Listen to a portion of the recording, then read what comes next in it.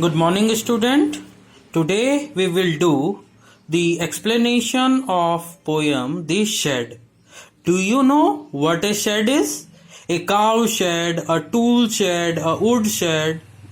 For example, it is a small room away from the main house for storing or keeping things.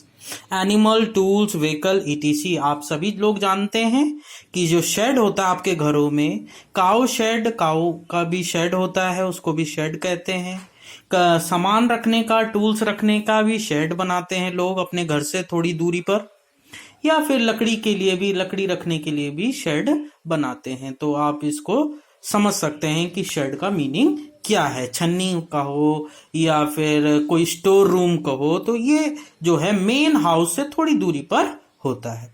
तो आज हम ये poem explain करने वाले हैं जिसको लिखा है फ्रैंक फ्लिन ने। Let's start. There is a shed at the bottom of our garden with a spider web hanging across the door. The hinges are rusty and creak in the wind. When I am in bed, I lie and I listen. I will open that door one day.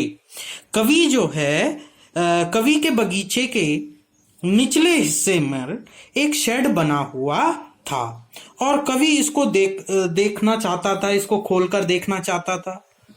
Shade के दरवाजे पर मकड़ी का जाल लगा था और जब भी हवा चलती थी तो उसके जंग लगे दरवाजे से अजीब सी आवाज आती थी।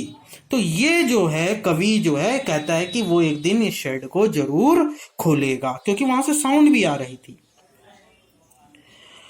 अब वह जब अपने बिस्तर पर लेटे हुए, कवि अक्सर इन चीजों के बारे में सोचता था। जब वो बिस्तर पर लेटता था तो वो जो है इन चीजों के बारे में कि एक दिन वो इस शेड को जरूर खोलेगा। ये देख लीजिए, आप पिक्चर में आपको दिखाया गया है। शेड की एक तरफ पुरानी सी खिड़की थी जिनमें से इसके 3 कांच टूटे हुए थे। कवि को ऐसा लगता था जैसे कोई उस टूटी खिड़की से इन्हें बार बार घूर रहा हो, और जब कभी भी कवि वहां पर घूमने के लिए जाया करते थे तो यह जानने की कोशिश करते थे कि वहां पर कौन रह रहा है। कवि के भाई ने उन्हें बताया कि शेड के अंदर एक भूत रहता है और अगर उसने वहां जाने की हिम्मत की तो वो भूत उसका सिर काट देगा। ये कवि के भाई ने कवि को बताया। इस चेतावनी के बाद भी कवि को वहां जाने की बड़ी उत्सुकता थी और अंदर झांकना चाहता था। कवि को यह लगता था कि उसके भाई ने उन्हें मनगढ़ंत कहानी सुनाई है ताकि वे जो कवि है वो खुद उसको वो शेड जो है अपने लिए रख सके, मतलब कवि का भाई अपने लिए रख सके। इसलिए जो है वो कवि को, जो कि एक छोटा सा बॉय है, उसको वहां जाने से मना करता था। ये भी हो सकता है इसमें, ये कह रहा है कवि। और जबकि कवि को ऐसा नहीं लगता था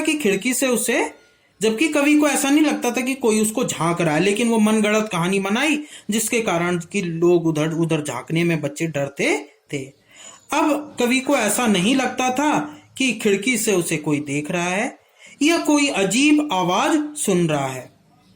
अब तो वहां पर मकड़ी भी नहीं थी, अतः अब शीघ्र ही वे वहां पर अंदर जाने वाले थे। कौन? कवि कह रहा है कि अब जो है वहां पर मकड़ी का जाल पहले तो लगा हुआ था और अब मकड़ी भी नहीं है, मकड़ी भी चली गई। तो अब ये मौका है कवि के लिए कि वो जो है उस शेड के अंदर झांके या उसके अंदर जाए।